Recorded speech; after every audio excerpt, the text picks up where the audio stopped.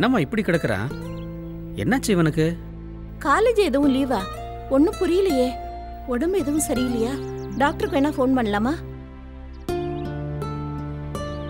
ஐயா,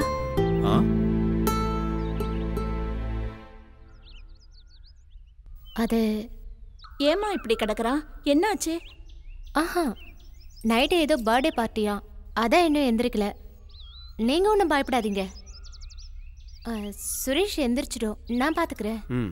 அவன் எந்திரிச்சது எனக்கு பேச சொல்லுமா? என்னங்க, டிரைவர் வந்துட்டானா பாருங்க.